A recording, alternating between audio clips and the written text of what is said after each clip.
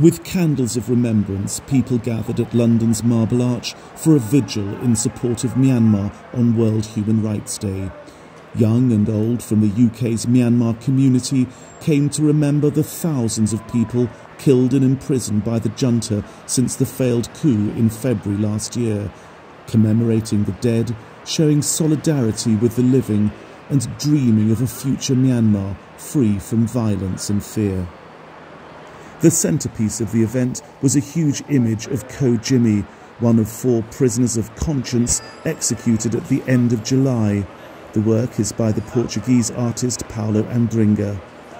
Created from thousands of photos of political prisoners, some living, most dead, documented by one of Myanmar's leading human rights organisations, the Assistance Association for Political Prisoners, whose director, Kobo Chi, paid tribute to Ko Jimmy.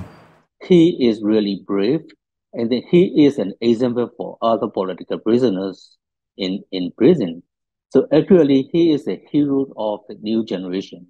He is a hero of Burmese people.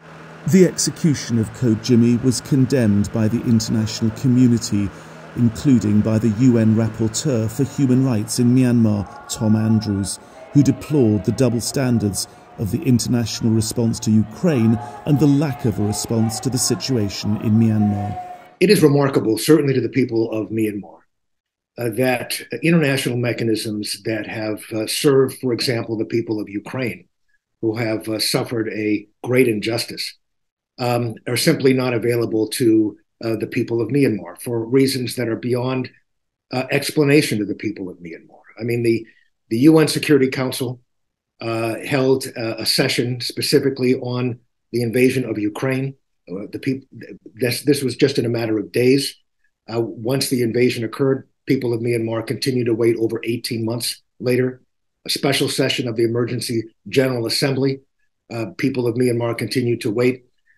Sanctions, targeted sanctions, the denial of opportunities for international institutions, banking institutions and financial institutions to have access to international banks. All of those measures were put in place with respect to the invasion of Ukraine. None of those have been put in place with respect to Myanmar. May you live happily. Religious leaders representing Myanmar's Buddhist community attended, as did a Christian Kachin priest and a Rohingya imam. They prayed for an end to suffering and a peaceful future for their country. Demonstrators also illuminated the Houses of Parliament with the image of Ko Jimmy, an icon of a country in trauma. Myanmar's Democratic National Unity Government's Minister for Human Rights, Aung Myo Min, called on the International Criminal Court in The Hague, the ICC, to accept his government's declaration to the court and begin an investigation. The military regime in my countries, they are committing international criminal, something like crime against humanity, war crime, and genocide against the Rohingya people.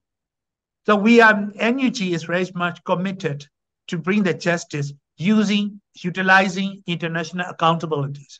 But our case has not been yet at the ICC.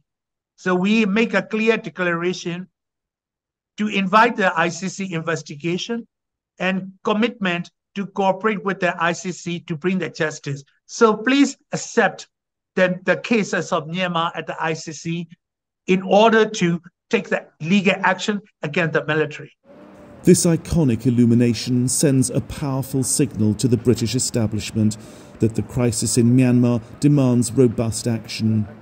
The London-based Myanmar Accountability Project, which commissioned the image, is demanding that Britain refer Myanmar to the International Criminal Court for immediate investigation.